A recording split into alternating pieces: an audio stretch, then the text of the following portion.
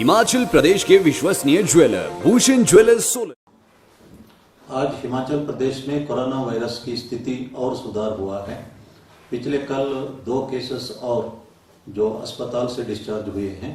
इस वक्त अस्पताल में 13 केसेस है और 22 केसेस डिस्चार्ज हुए हैं। ये संतोषजनक स्थिति है, लेकिन पूरा भारतवर्ष में एक ही दिन में लगभग 2000 केसेस हुए हैं और ये स्थिति इतना संतोषजनक नहीं है, क्योंकि कुल मिला के केसेस 26,000 से ऊपर हुआ है। लॉकडाउन से फायदा हुआ है। पहले 3.4 डेज में केसेस डबल होते थे, अब 11.4 डेज में केसेस डबल हो रहे हैं और जो रेट ऑफ इंक्रीज है वो 6% है, वो भी सबसे लोएस्ट है। लेकिन हम सबको सतर्क रहने की बहुत आवश्यक है। इंटर डिस्ट्रिक्ट मूवमेंट के लिए आप परमिट एसडीएम से ले सकते हैं, क्योंकि इंटर डिस्ट्रिक्ट और इंटर स्टेट मूवमेंट जो है भारत सरकार ने बैन किया हुआ है और जो हिमाचल से बाहर रहते हैं वे भी कंसर्न डिप्टी कमिश्नर से ई पासेस ले सकते हैं और अपना अरेंजमेंट करके हिमाचल वापस लौट सकते हैं। जो कर्फ्यू रिलैक्सेशन आवर्स दिया है उसका बढ़ाया गया है। उसका ये मतलब नहीं है कि आप लगातार 4 घंटा बाहर ही रहना है, अपना काम पूरा होते ही वापस लौटना है। आदेश यही है, घर पर ही रहना है।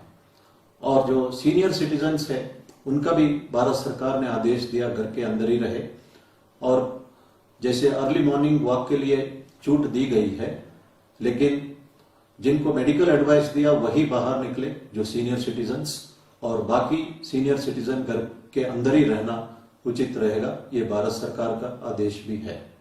अगर आप अपने ऑफिस या घर में एसी चलाना चाहते हैं, सरकार का डायरेक्शन है कि 24 डिग्री से 30 डिग्री के बीच में एसी रखिए और कमरे के अंदर वेंटिलेशन रखिए। ह्यूमिडिटी 40% से 70% होना चाहिए। उसके लिए आप एक पानी का पैन भी कमरे के अंदर रख सकते हैं और जहां तक हो सके एसी को अवॉइड करिए।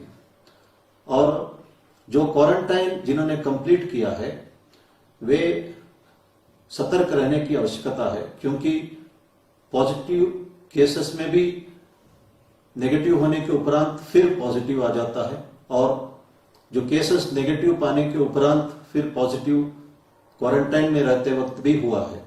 इसलिए कुछ भी संभावना है, सतर्क रहना हम सबका फर्ज है।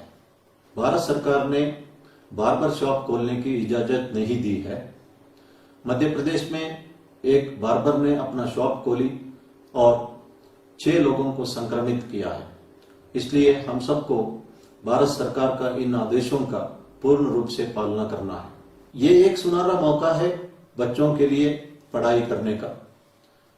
ये कहा जाता है कि opportunity and time if lost is lost for ever. समय और मौका खोना नहीं चाहिए। खासतौर पर जो बच्चे +2 में पढ़ते हैं उनके लिए सुनहरा मौका है। पेरेंट्स अगर हो सके तो बच्चों को पढ़ा सकते हैं। अगर नहीं पढ़ा सकते हैं तो कम से कम बच्चों को पढ़ाने के लिए एनकरेज कर सकते हैं। और ये भी कहा जाता है कि a student is judged not only by the company that he keeps but also by the company that he avoids। जो बुरी चीजों से दूर रहना जरूरी है। कुछ बच्चे ड्रग्स लेते हैं, शराब पीते हैं, सिगरेट पीते हैं, उनसे दूर रहना जरूरी है।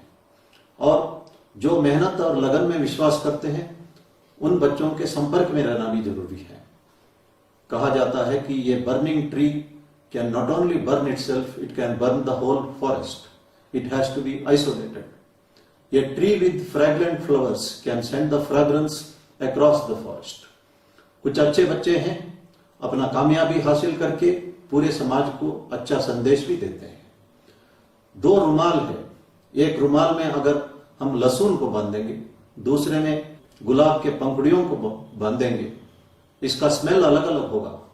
एक को स्मेल को हम सह सकते हैं, दूसरा स्मेल हम नहीं सह पाएंगे। लेकिन दोष रुमाल का नहीं है, दोष संघ का है। इसलिए बच्चों को अच्छे बच्चों से ही संपर्क रखना चाहिए अच्छा संगत से अच्छा रिजल्ट मिल सकता है। और साथ में मैं ये भी कहना चाहता हूं, जिनके बच्चे अगर ड्रग्स या शराब या सिगरेट का सेवन करते हैं, उसको वो एक परमानेंट बीमारी नहीं है, उसे अवॉइड कर सकते हैं, उससे छुटकारा पा सकते हैं और उसके लिए डी एडिक्शन सेंटर में जाके इलाज करा सकते हैं। लेकिन ये बात छुपाना नहीं चाहिए और जो डी एडिक्शन सेंटर का फायदा उठाना चाहिए। मैं पेरेंट्स से ये भी अनुरोध करना चाहता हूं कि बच्चों को सोशल डिस्टेंसिंग के बारे में, मास्क पहनने के बारे में और हैंड वॉश तथा अन्य हाइजीनिक प्रिकॉशंस के बारे में समझाए।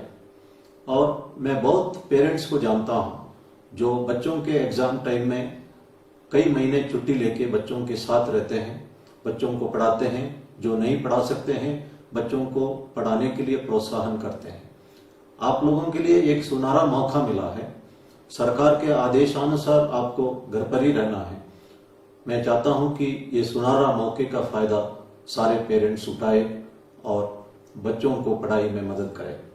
इस संदर्भ में मैं ये भी कहना चाहता हूं कि भारत सरकार ने national digital library of India launch किया है और इसमें 3,82,00,000 किताबें उपलब्ध है। आप घर बैठे आराम से इन किताबों को पढ़ सकते हैं। पेरेंट्स तथा स्टूडेंट्स इसका पूर्ण रूप से फायदा उठा सकते हैं। हिमाचल प्रदेश में कोरोना वायरस का स्थिति सुधारा है। इसका यह मतलब नहीं है कि हम किसी बात पर कॉम्प्लेजेंट हो सकते हैं। मैं एक उदाहरण देना चाहता हूं। 1918 में स्पेनिश फ्लू यूरोप और अमेरिका में अपना कहर चलाया था। उस वक्त अमेरिका में कई शहरों में स्पेनिश फ्लू था। कोलोराडो स्टेट का डेनवर कैपिटल में मेयर ने बड़ा स्ट्रिक्टली सोशल डिस्टेंसिंग, मास्क और आदि प्रिकॉशन को एनफोर्स कराया था और उस वक्त स्पेनिश फ्लू डेनवर में पूर्ण रूप से कंट्रोल हो चुका था। कंट्रोल होने के उपरांत मेयर के ऊपर प्रेशर आया बिजनेस कम्युनिटी का कि इकोनॉमी के लिए लॉकडाउन हटाना जरूरी है। लॉकडाउन हटाया गया, शॉप्स खोले, पब, क्लब, रेस्टोरेंट खोले।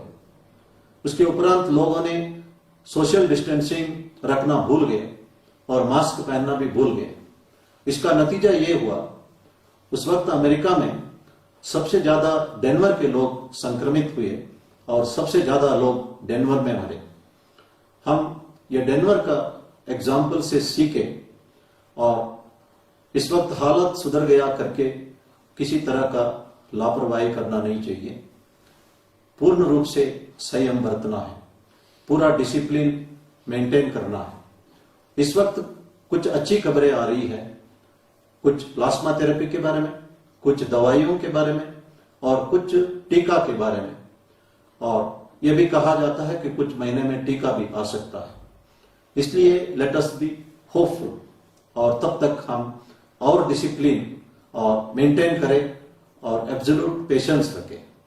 मुझे पूर्ण विश्वास है अगर डिसिप्लिन और पेशेंस से हम इस महामारी को हरा सकते हैं। धन्यवाद।